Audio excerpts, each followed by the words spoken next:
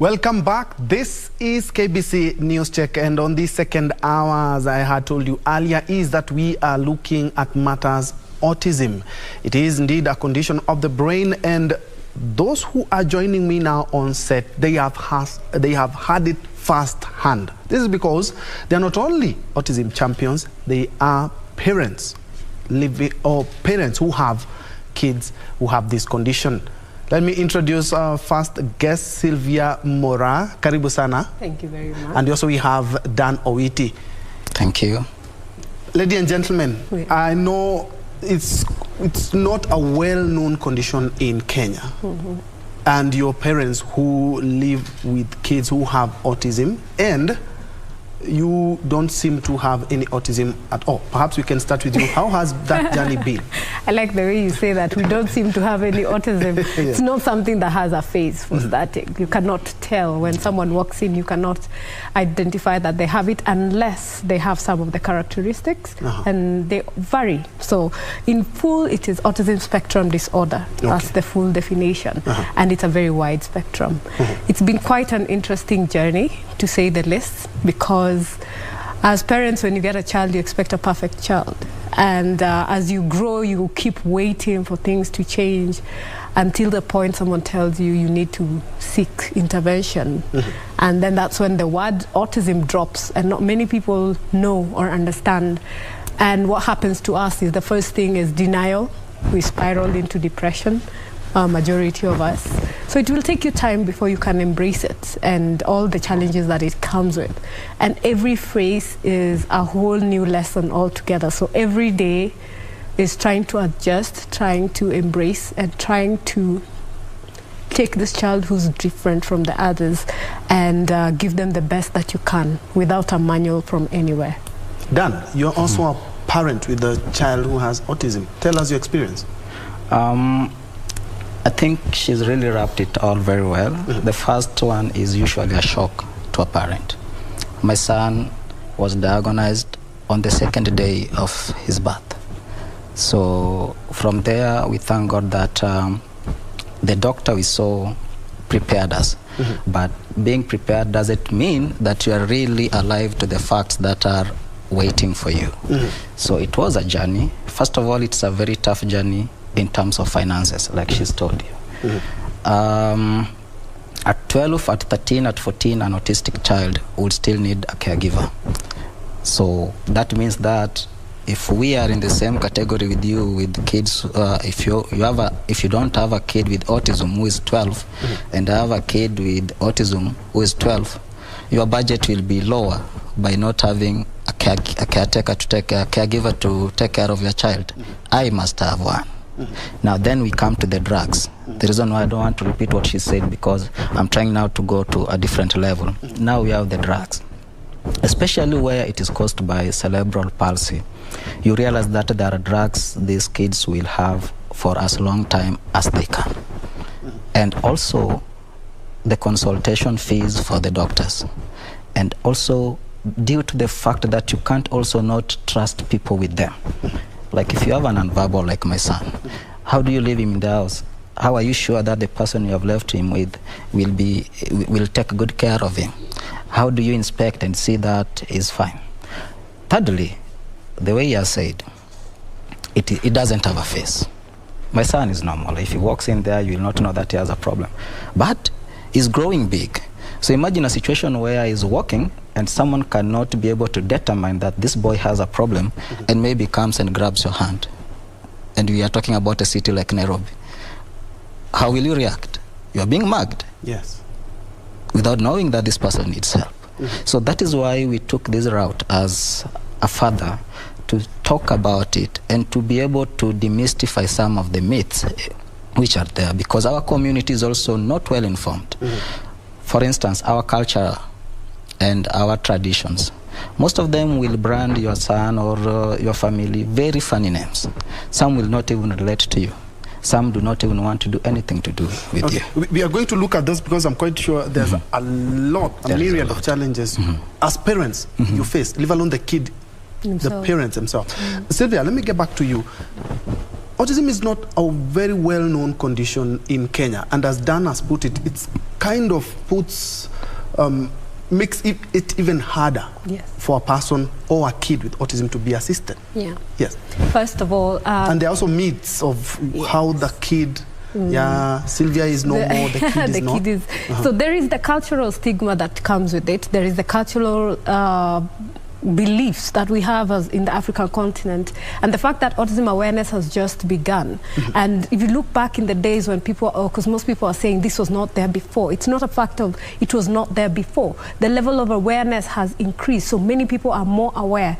Earlier on, it would be mtoto ni mwenda wazimu, because like he said, you find a child, when we look at the milestones, they don't achieve them. We have the ones who are nonverbal, we have the ones who have variety of comorbid conditions. Comorbid conditions are things like epilepsy, coexisting conditions with autism. Yeah, you can have a child with autism plus cerebral palsy, Down syndrome and autism. And like we said, these are more of the invisible disabilities. And embracing them as a disability and also giving them the benefits that they deserve as any other person with disability is one of the things that we are also championing for. So you can imagine for you who expects that adult to walk in to have a conversation with you and they're not engaging you, the first thing you will say is, what's wrong with this person?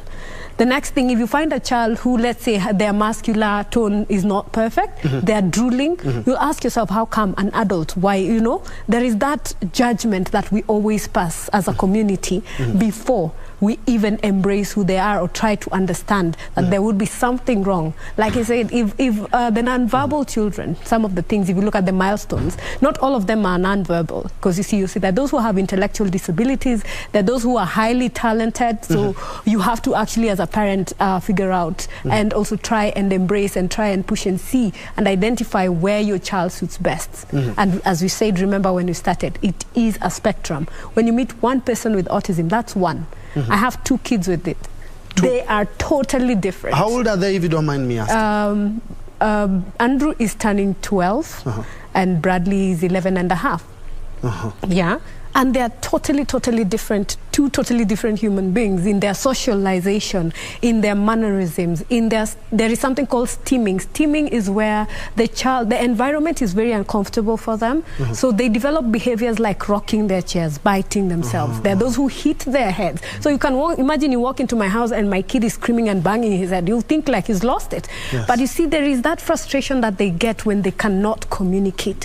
I can feel something, I can do something. You can see I'm in a band. Yes. This is because we had an episode. He's having preteen, he's having hormonal changes. He had a meltdown that we've never seen, never experienced. He got violent, and in the process of that, I fractured my thumb. But you see, that's part of parenting. It comes without a warning, you know, and it was for a moment because he was unwell.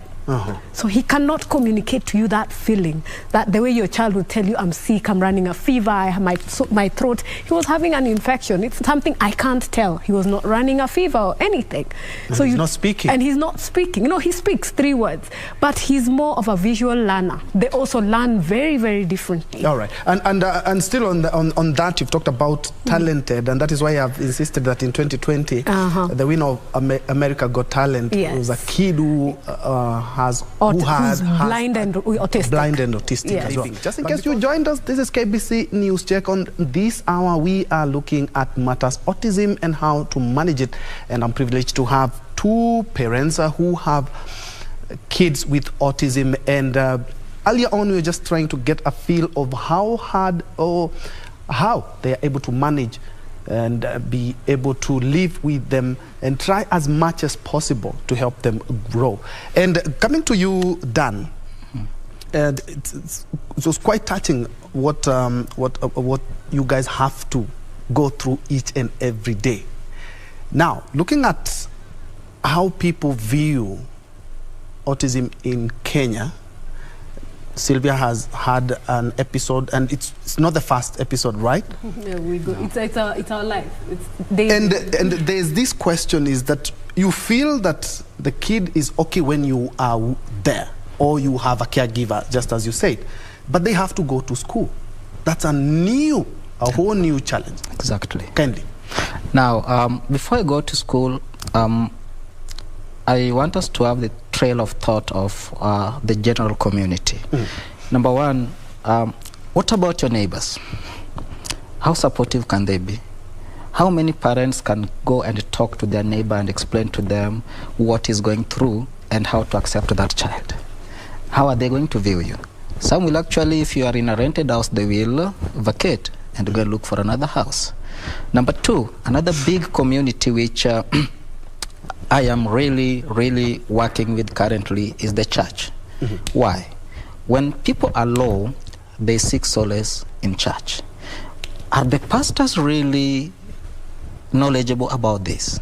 They may not be. What about the ushers?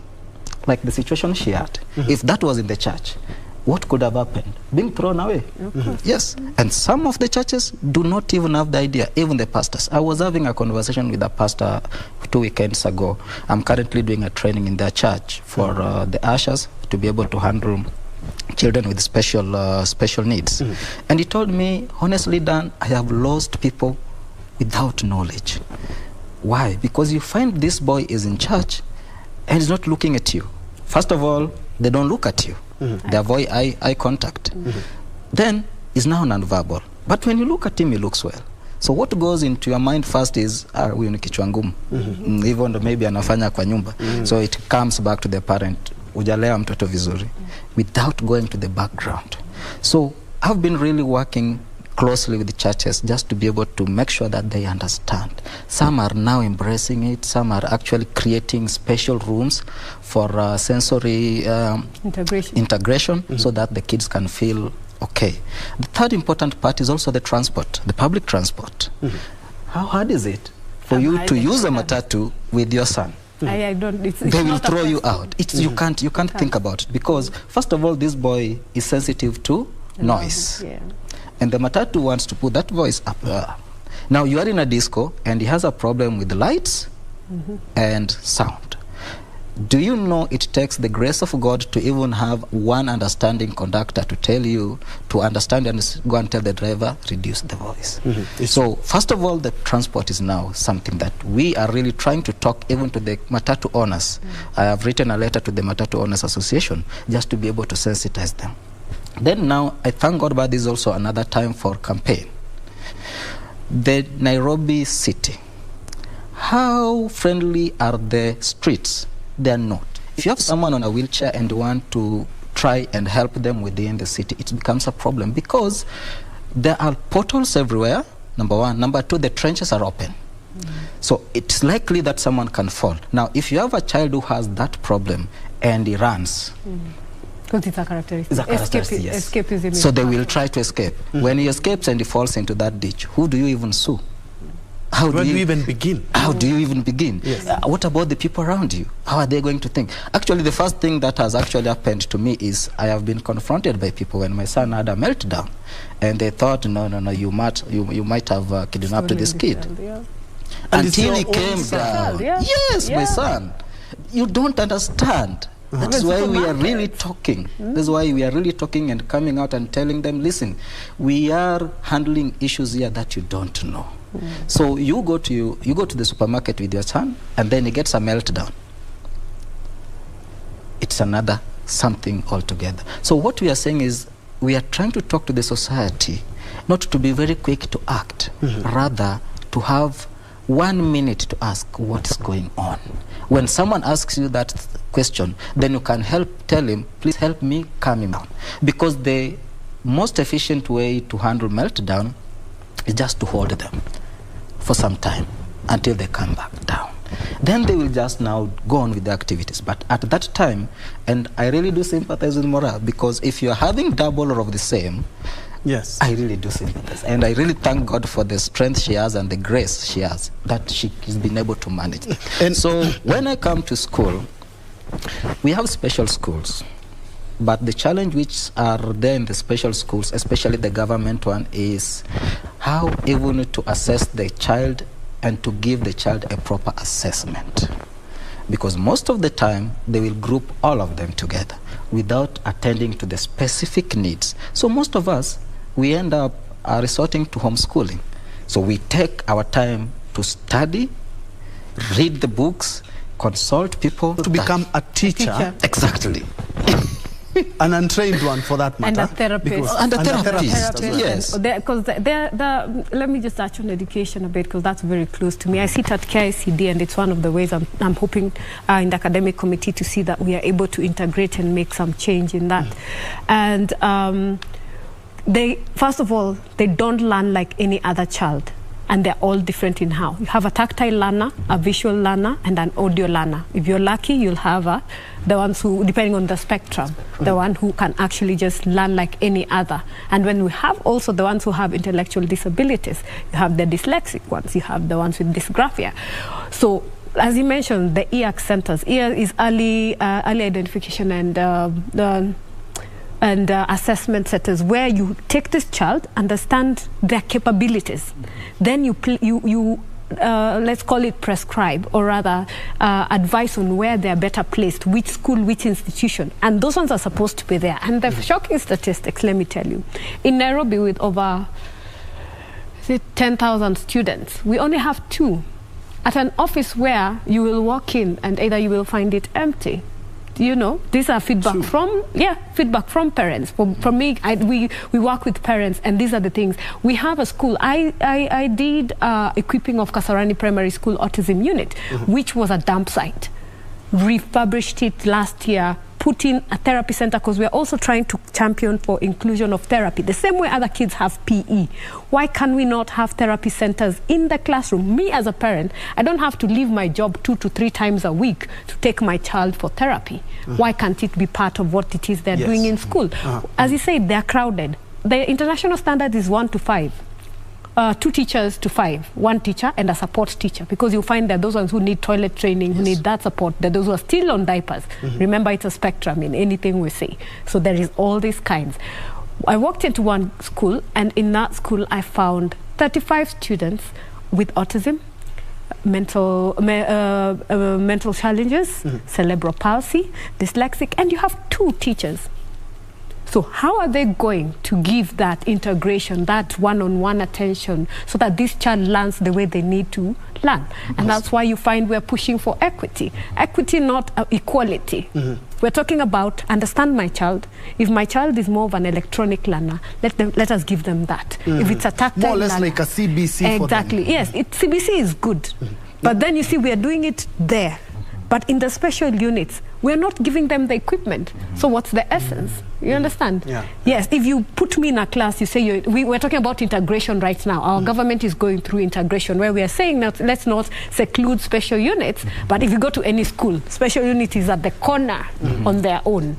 All right? So I have seen that happening in schools, and we've seen schools that have tried to do integration, and they do very well. Some lessons specialized, and some with others. And then now you're helped to integrate, because these special kids will not come to a special world when they grow up. Yes. They will not go to play in a corner that is secluded for special children. They need to play with others. So if we don't make our environment, if we don't change our mindset to embrace them and embrace who they are, and also teach our own children. Remember, disability is not something we signed up for. Yes. Disability is a club anyone can join any day. You can walk out, get hit, get mental injury, and you will end up in the same situation.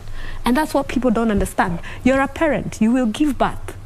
You have no idea, you know, because it's not something, as of now, no one knows what causes autism. Nobody knows. It's just, we are suspecting it is a gut issue. We are suspecting it is genetics. We are suspecting, it's just hypothesis as of now, what we think and what we suppose it could be at this point and at this point. Even I was very shocked when he says at birth, because if you look at the intervention and identification rate here, we are currently at least 4 years. Before it used to be 7, when the brain is already grown.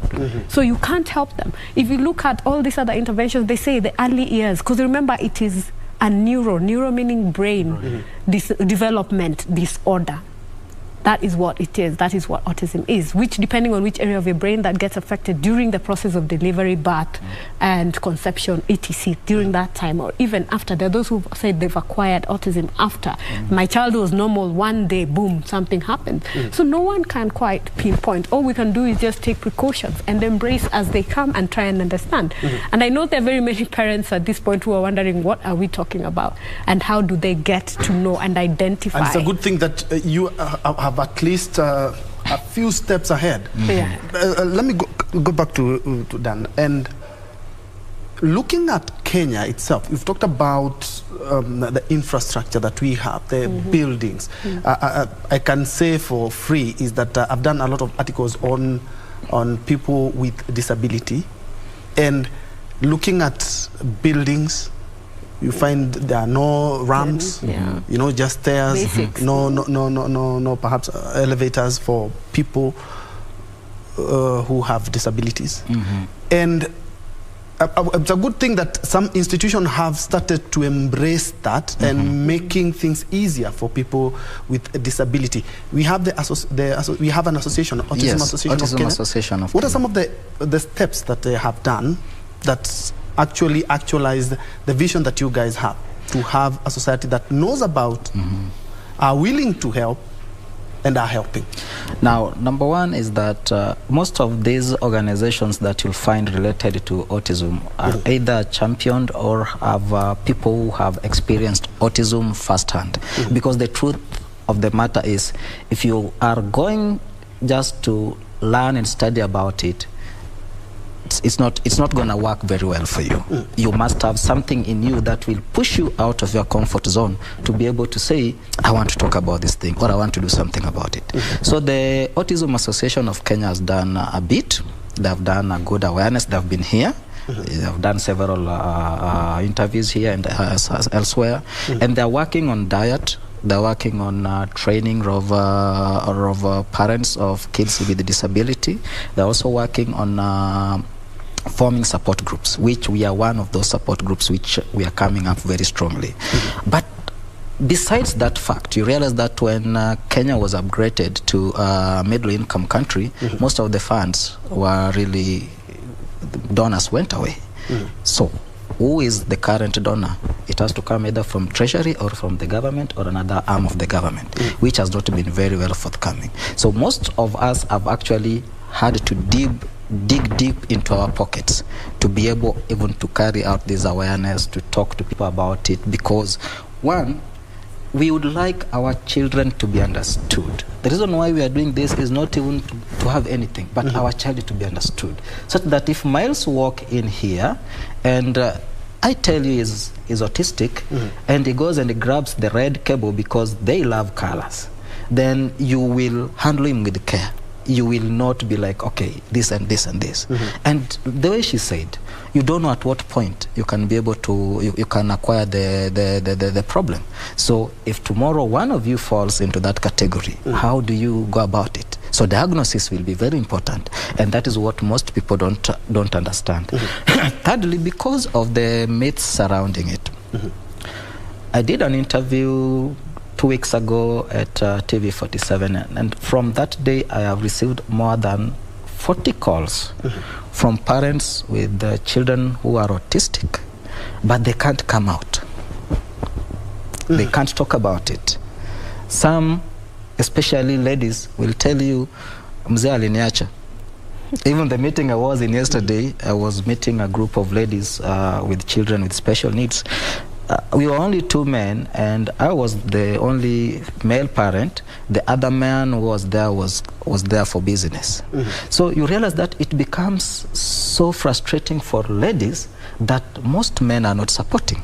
So we came up with this organization. We are actually 3 families, and all of us are fathers saying, no, these are our children. We're going to walk this route with them, and we have to see them successful and being able to lead a normal life. So that has been going on, and the first place you always start is your next door. So we talk to our next door neighbors, we talk to people in our churches and groups which are formed, and we are also hoping that a serious program, we can be able to come up with a serious program, like maybe just a talk show on TV, probably once a week or twice in a week, where we just talk about matters, autism, and integration, so that the general public is aware that this situation is there and they can be able to help. Because there are also people out who would like to walk with us this journey, but they don't know how. They also don't know what they're going through, you see. So we have to come and we have to talk about it. Yes. And perhaps, Mora, you can also chip in with that. What are some of the other interventions that you have seen being made either by the government or other stakeholders, and what more should be done? Because the first thing I've realized is that in Kenya, matters disability are not quite clear. You know, even the media, we have this mistake of saying people living with disabilities, and they live with their kids, their parents, their friends, their wives, their spouses. So you're adding a family member called disability. Yeah, so you're adding, now we are living with disability here. And we need to change that narrative, right? Yes, true. Very, very What are some of the interventions that you have seen, or what more could be done? Because we have to change the perception first. Okay. And that is exactly what you guys are doing. Yes. Yes. Okay, I'll take that way back. And like he said, it is us parents who have had to stand up. See, for me, I had to stand up when I founded Andy Speaks for Special Needs Persons. That was walking the journey. You get so frustrated with the health system, education system, social protection, and you come out. And I can tell you, the minute I remember when, for me, the turning point was during COVID, when COVID hit, and I came out strongly and I put my children out. That this is, sorry, I know it's a competitor, but yeah, it was on Citizen TV News, that this is how we live. And that is when, if I looked at my Facebook and phone calls, my own friends did not understand what I was going through. You know, they had no idea. Because he said it is difficult. As much as someone will come and tell you, I understand, people do not understand. So for me, I made the choice to sacrifice privacy, to put them out there so that you can have a face of, when I say autism, you're just not trying to figure, this is it. And I talk about it every day. Today we are in hospital, today we are having an EEG, tomorrow we're having issues with school, we had seizures. I remember there is a day... You made use of social media to the fullest. To raise awareness. And even if us coming together, most of us it's through social media. When there is something for parents, we all jump into social media, WhatsApp groups that we have formed, and that's where we try and support each other, because like I said, the spectrum is so wide that if you don't have someone else, you just look out for who has gone through this, give me some support, you know. So we've seen so many of our organizations and our support groups come together to try and alleviate. There is also that stigma and being left alone. I know even going to church, you can't go to church. We actually there is one of the support groups that has a forum where on a Saturday you come just adults and worship.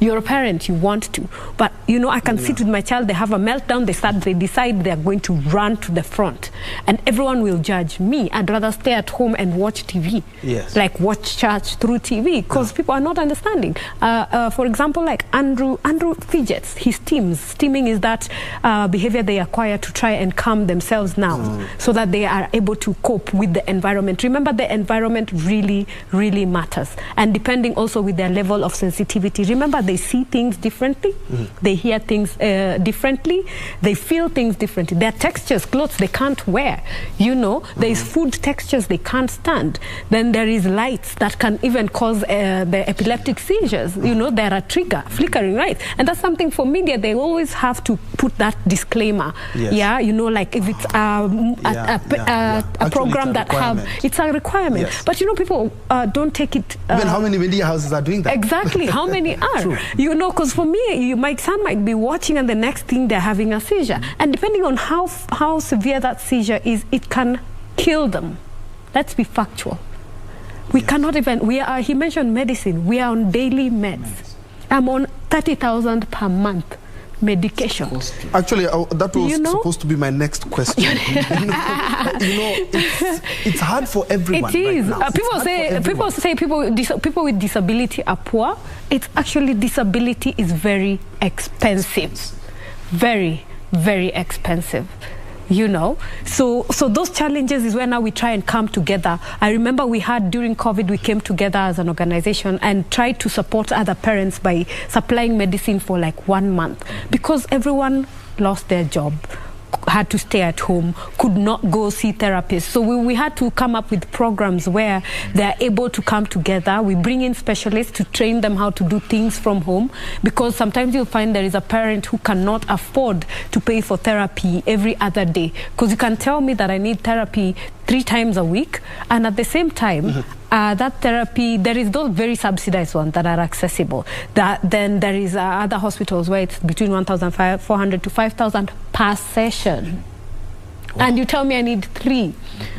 in a way. Yes, that's why we're saying, can they be integrated in the school? Let it be so. Will I do school? Really champions. You know, what do you pay for? What do you give up? If they don't take medicine, you're risking. If they don't take supplements for meals, it's something else. So if a special needs parent gives you their budget, it can be very, very overwhelming.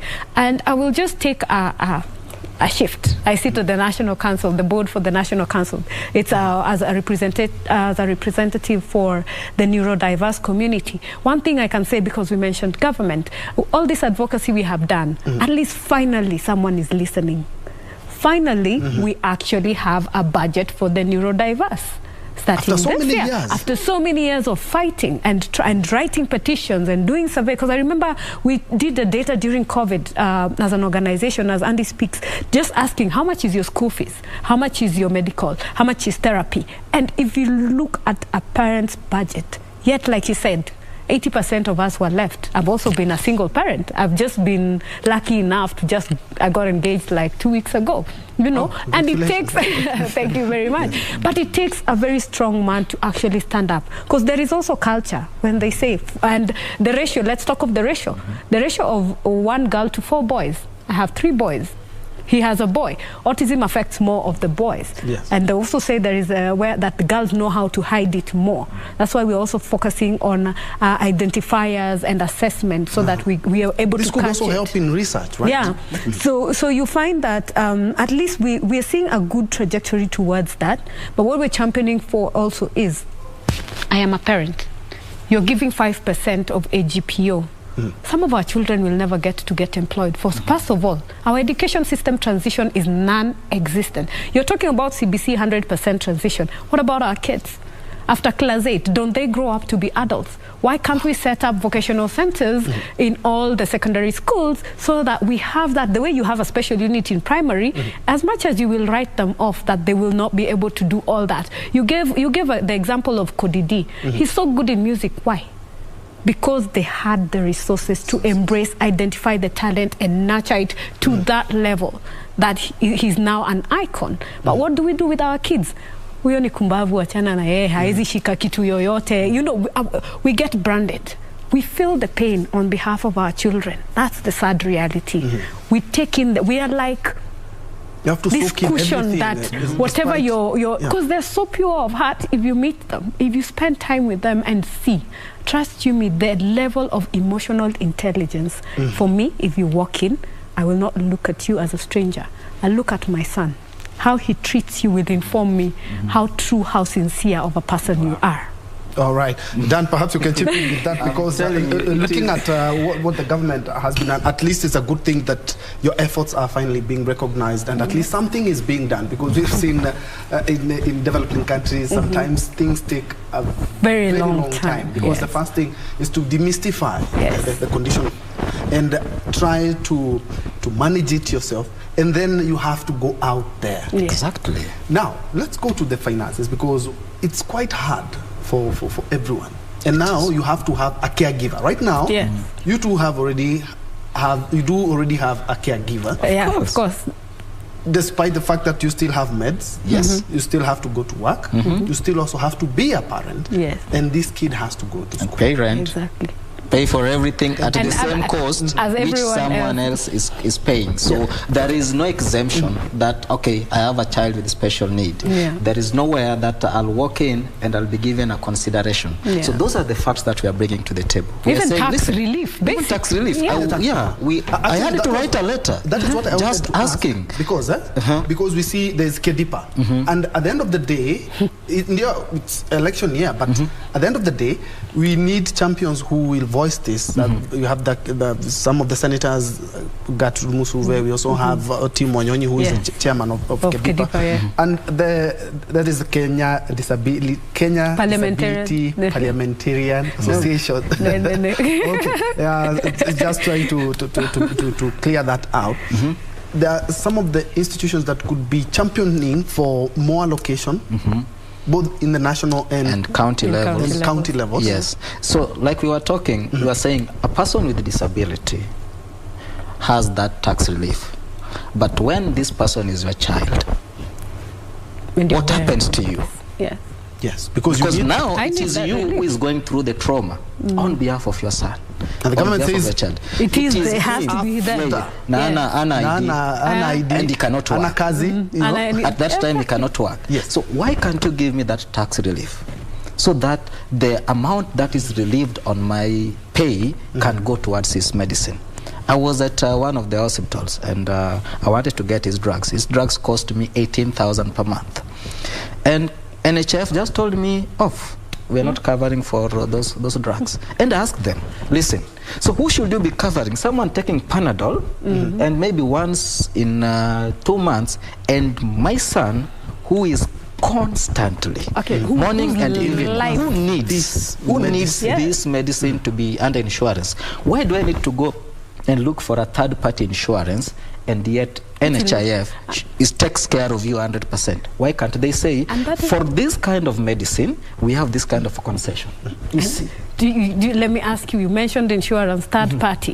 Have you been welcomed with open arms at an insurance? Let me tell you that what we are discussing without extra terms and conditions that you look at and you ask yourself, why am I taking insurance? This is what you're giving me. The first 2 months when my son was born, we spent 1.8 million in the hospital.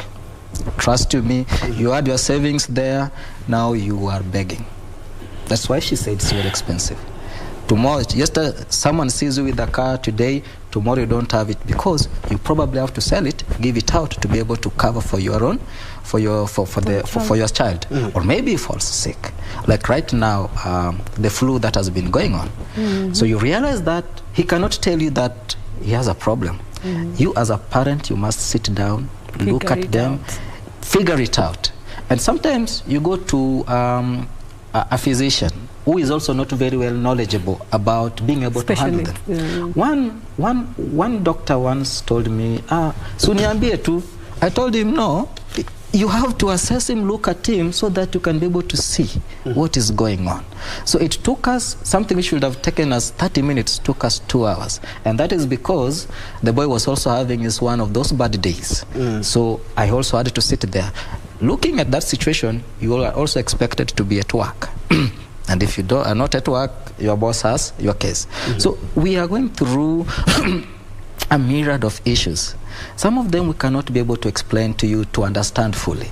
But we are saying that information has to be out there at any given time. Now, still on the same, we are looking at you two as parents of children with autism. I've had a 1.8 somewhere, I've had a 30,000 per month somewhere, I've had a 18,000.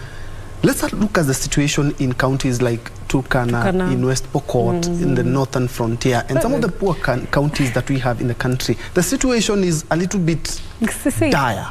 It's the same. And these people need this help.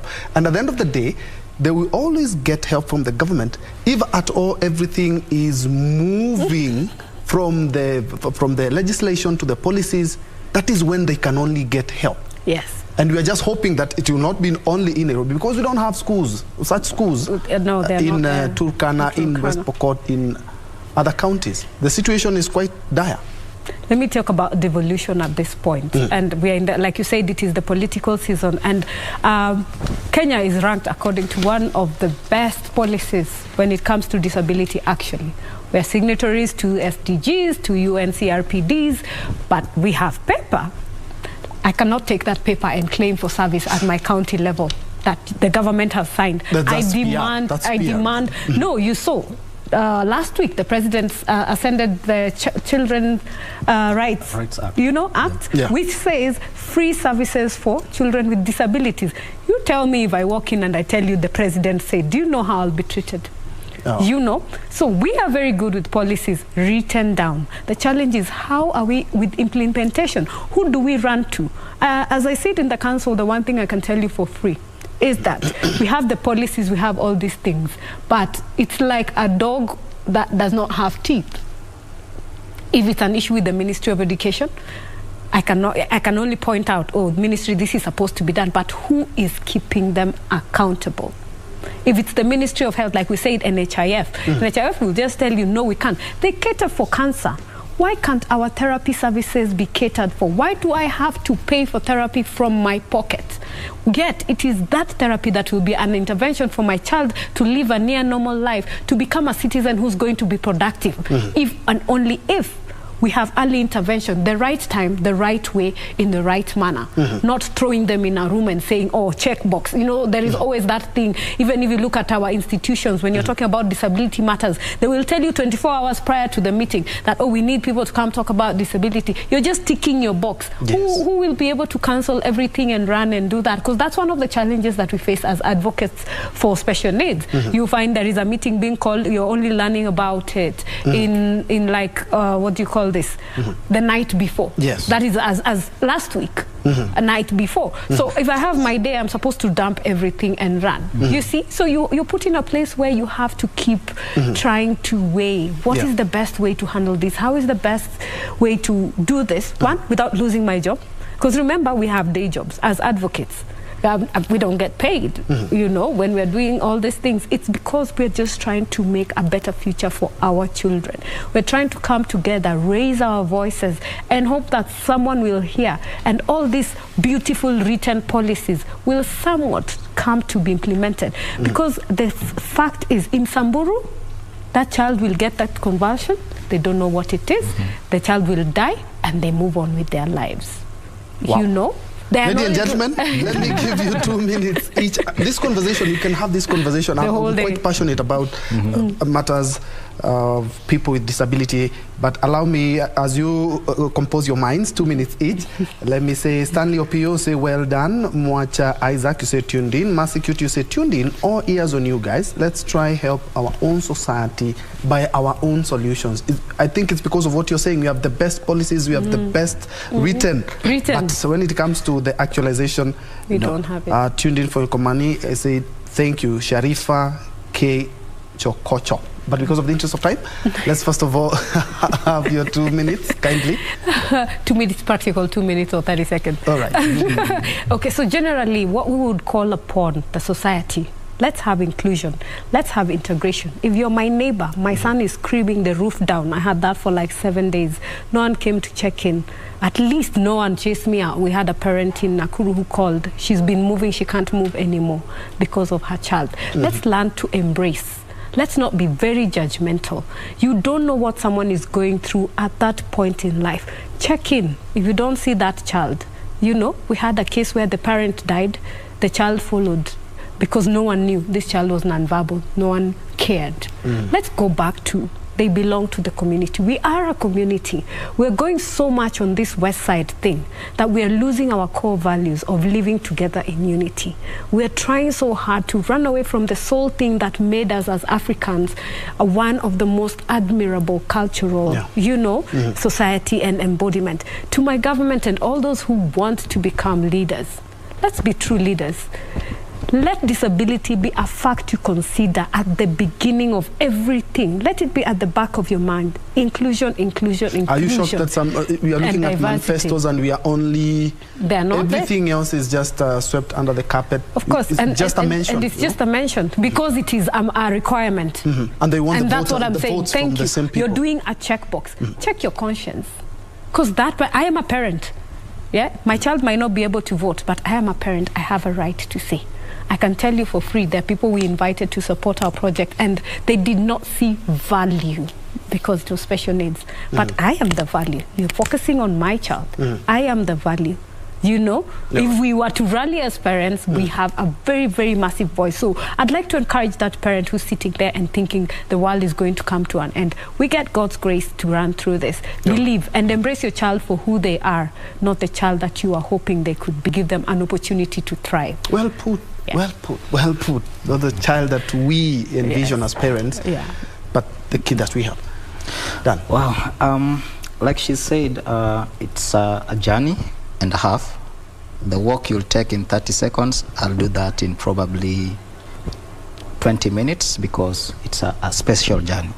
Number one is that our kids are special to us. So most of the time you branded them, you actually end up branding us. So we are talking to the community and telling them, listen, this is here to stay with us. So you must also be prepared to stay with us. Now, the other reason why we are doing this is we are not going to live forever. Tomorrow I might go to be with the Lord. But does my neighbor know about my child? My cousins, do they know about my child? Do they know, are they educated enough or enlightened enough to be able to live with that child? So we are putting that word out there. And finally, because this issue has affected mostly mothers, we are coming up as men and we are saying we have to stand with our children. And that culture of saying mtoto ni wa mama has to come to an end, and we have to say this child is ours, both of us. You have to walk your route, I have to walk my route, and make sure that our child is supported. Thank you so much. With all that, we are still coming up, we are still a small group, but I can give my contact. Yes, by all means. So for support and to be able just to talk with families and to be able to bring them together, my name is Dan Owiti. You will get me on 0723. Camera is this one? 0723 10 30 50. My name is Dan Owiti. You have a Facebook fan page? We are working on that, and the organization is coming up. We know within the next 1 month we'll be able to run everything. Sylvia, contacts Andy Speaks. Sylvia Moramo Chabo, founder Andy Speaks for Special Needs Persons. Same on Facebook, LinkedIn, on Twitter and IG is at Andy Speaks. And personal, Sylvia Moramo Chabo, recently acquired Ankinsiku. And our number is 0734 635274. And we also have WhatsApp, so you can reach out. All social media, we respond, we guide you, and support where we can. Indeed, let's reach out, parents, people, even politicians. They are all especially politicians, because we need to change that narrative. There's no point of having very good laws and policies, but we cannot implement them, and these are our own kids. Thank you so much indeed for watching. My name is Ben Troy Njoe. I can see Nancy Okware on standby. She's coming up with Kuruzi Mashinani and Tamrini. But for me and Lucy Mwaura, who has been our sign language interpreter, we call late a day. But we can continue this conversation on social media. In any way, just make the world better. And speaking of that, congratulations for your engagement. And check out Cody Lee. He has so many talents, and he's a kid with a myriad of challenges and multiple disabilities. We actually have some in Kenya. There is a child I met who actually, you just say, I was born on this date, they tell you which day it was. All right. Thank you so much for making time, and all the best. Thank you very much.